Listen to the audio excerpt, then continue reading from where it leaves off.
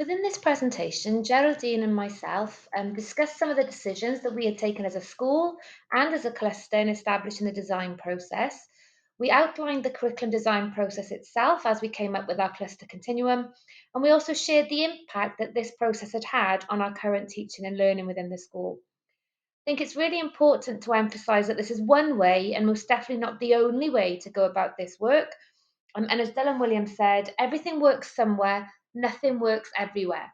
So this was just the way that we as YGG Llangynwyd decided to go about it in terms of our curriculum design. To provide a little background of us as a school, we are a Welsh medium secondary school in Bridgend with over 700 learners up to year 13. And we had an Estyn inspection back in May of this year. As a school, we don't implement change specifically to please Estyn, as it were, but it was really positive to see that several comments in our Estyn report really reflected some of the developments we've made as a school as part of the curriculum design process. In terms of our learners, we have roughly 16% free school meals, which is a little lower than the national average, and approximately 27% of our learners come from some of the most deprived areas in Wales. But we also have some learners from quite affluent areas too. Roughly 70% of our learners come from backgrounds where no Welsh is spoken at home. And so, as a school, we really do support a wide range of learners from a variety of communities. And so, it's really important to us that we provide a broad and balanced curriculum that is accessible and aspirational for all our learners to provide the best opportunity for them to fulfil their potential. We really aim to build that sense of belonging to the cluster and the school community as part of Teulu Llan and Team Llan, as well as promoting a keen sense of identity within our communities, within Wales, as well as in the wider world. So, as part of our Estyn report, they noted that we do give keen attention to developing a sense of Welshness and Welsh identity. And I think what was really important for us that it was done in a positive and inclusive way. So, to the process then of designing our curriculum together as a cluster. So, we call it our cluster continuum in terms of what we're designing. Several years ago now, we work very well as a cluster and always have done really. We are 5 schools, us as a secondary and 4 primaries. We established a cluster curriculum committee who meets quite regularly and we oversee then the work of the curriculum design. Early on, when we had our meetings, we realised that our staff within schools and across our schools were really in different stages in terms of how familiar they were with Curriculum for Wales and in different stages in terms of maybe how their understanding of the Curriculum for Wales framework, and also in terms of how keen they were to actually move forward with these developments and be part of developing a cluster curriculum or a cluster continuum. Right at the start, we did an inset day with all of our staff, so from learning support staff to teaching staff to head of departments, everyone were part of this inset day. We had presentations for the staff as a whole at the beginning, and then we went off and worked within our AOLEs. And we really wanted to be a familiarisation exercise that everybody could discuss the content of the AOLE and get to grips with the framework without feeling any kind of judgment. So they could have those questions, have those discussions, and really get to understand it and build an understanding of what was required of them. As part of the initial inset day that we had, we also did an exhibition to share good practice. And this was a really important part of the day. So we asked all of the cluster primaries and every AOLE in the secondary to provide a display of some good teaching and learning that was happening across schools at the time. The reason this was so important because it really emphasised to staff that there was lots of really good stuff happening already within our schools. And that although we were looking to design this new curriculum and this cluster continuum together collaboratively, we weren't looking to throw out all the good work that was happening already. And actually, what we wanted to do was build upon that good practice and have the opportunity to share that good practice across our schools to make sure that we really were delivering the best curriculum for our learners. Part of the work as well at the initial stages was to encourage constructive and open discussions. And one of these conversations I remember quite clearly when we were discussing with primary colleagues and head of departments in secondary and discussing what do you want out of this process? What would you like to see in terms of curriculum design? And there wasn't very much forthcoming from people. They didn't really have that many ideas. So in changing the question a little bit and asking, okay, what do you not want to see? There were loads of ideas then in terms of what they definitely didn't want as part of this curriculum design process. And that was really interesting because it gave an insight into maybe some of the fears that some of our teachers had, some of the concerns that were held by heads of departments in terms of what would happen to their department if we were to design this collaborative curriculum across all of our schools. Primary colleagues in particular were very keen not to have constraints in terms of themes or context prescribed to them, that they wanted to be able to decide on the context through which they were going to do their teaching, depending on their own settings.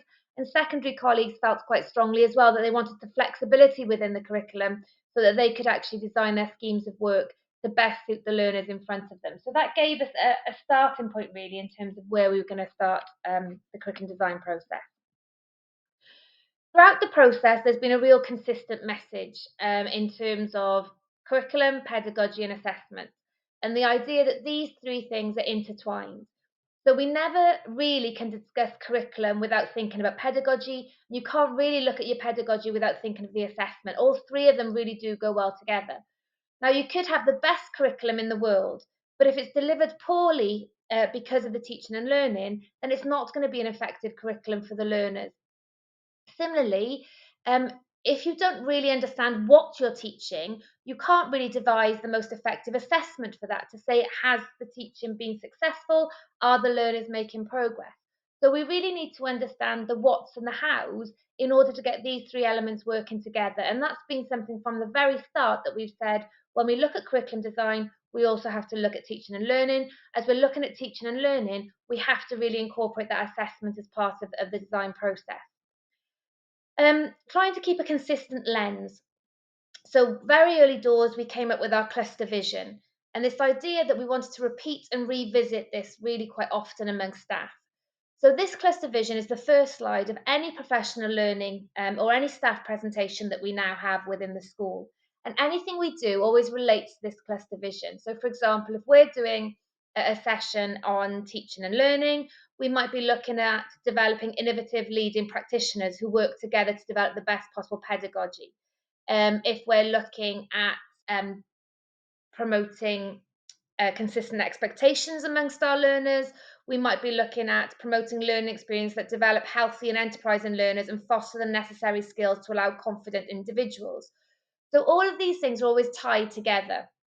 Now, what this does, it really does instill that confidence in staff that we're always working towards the same goal, that we're always on the same journey, and that journey is to fulfill this cluster vision. It also makes them more confident in knowing why the school makes the decisions that it's making. So actually everything we do is underpinned by fulfilling this cluster vision. And our staff are really confident in discussing why the school are making those decisions then as we move forward. This was also picked up by Estin, so they looked at the fact that we plan carefully for improvement and that they saw a strong link between the professional learning activities and the school improvement priorities. We provide a very positive environment for pupils to thrive academically and develop as well-rounded citizens. So it was really nice actually to see that they'd picked up on this cohesiveness of what we were doing, that everything was always linked together in terms of moving the school forward. Also in terms of building connections and revisiting things regularly, I think there's so much research out there that sometimes we found it quite overwhelming, both as a cluster and as a secondary school, trying to look at all the different research that was looking at effective curriculum design, the research out there in terms of teaching and learning, what was available in terms of effective assessment. And sometimes it could just get a bit too much and you could find yourself throwing new things out there all the time. So as part of these discussions, we really saw that there were some key principles that we would always go back to and that they were the ones that really stuck in the mind. So what we did was choose two key pieces of research that we would always go back to as whole school foundations. That's not to say for a moment that we don't undertake research, and all of our staff do research as part of their CDPPs, which are their professional development procedures. However, if we want to deliver something for whole school, it will always be linked back to these two key pieces of research. We're very good as practitioners in knowing how important it is to chunk our information to make these meaningful connections and to reduce cognitive load for our learners, but we're not always so good at seeing that when we're developing the professional learning for our staff. And so that was one thing that was really key for us, that we would always link things back to these two key pieces of research to make sure that staff had a shared understanding of what we were expecting, but also would be consistent in their interpretation, because quite often you can all read the same things, but you're not always interpreting it consistently. So that was one of the things we wanted to do, is make sure we always go back to these two key research pieces and make those connections for our staff. The first one was Mary Myatt's back on track, fewer things, greater depth. Now, there is a quote that Mary Myatt uses quite often: have nothing in your house that you do not know to be useful or believe to be beautiful. And I think this is really powerful when you talk about curriculum development, or when you talk about schemes of work, or even content within lessons. If something is useful, therefore it's developing knowledge amongst our learners, it's promoting understanding, it's developing their skills. It has a use, it is useful, and therefore it has a place within our curriculum, it has a place within our scheme of work, it has a place within our lesson activities. Is something beautiful? Is it enriching their understanding? Is it providing additional opportunities for our learners? Does it really deepen their understanding, or provide those connections, or look for those softer skills, if you like, that we want to promote amongst our young people? If so, then it has a place in our curriculum, it has a place in our scheme of work, it has a place in our lessons or our wider curriculum. And so that's something that we come back to quite often as a school, and thinking, okay, is it useful? Is it beautiful? Does it therefore have a place? And it's really important to remember that beauty is in the eye of the beholder.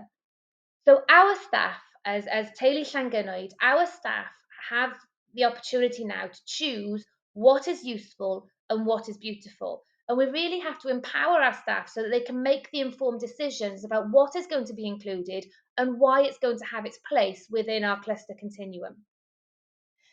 Mary Myatt's work also looks a lot at building schemas, making those explicit connections, and developing that coherent curriculum. So that's something that we revisit quite often when we're talking about curriculum design, but also when we're then looking at schemes of work development, and looking at planning a sequence of lessons. The second piece of work that we revisit quite often is understanding by design.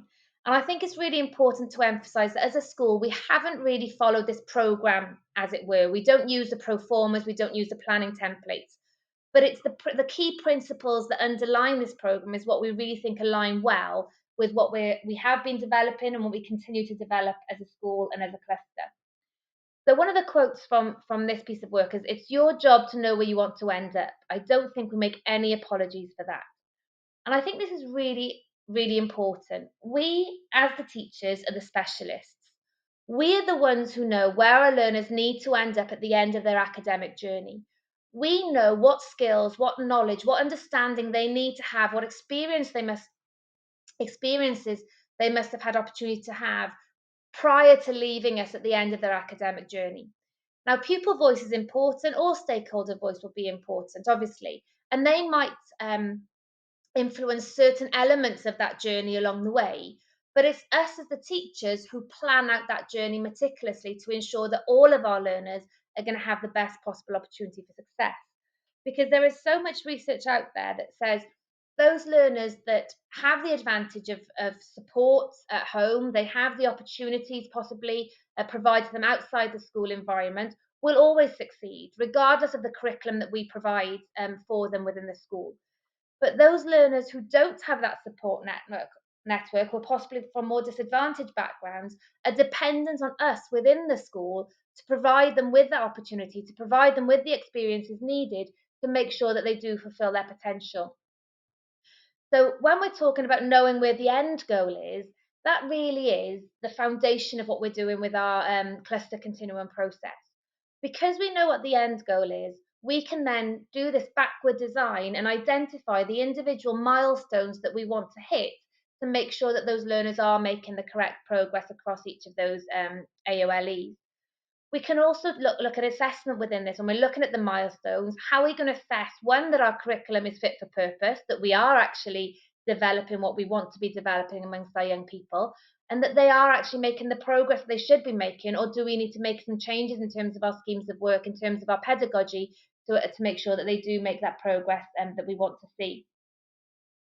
So again, it's down to this explicit planning that we really do understand what the learners have done before and how that is linked to what we're going to do with them now, and how that is linked to what we'll be doing with them in the future. And it's not just those connections that we make within the individual AOLEs, but there are those connections across the AOLEs as well in order to really enrich those experiences for our learners.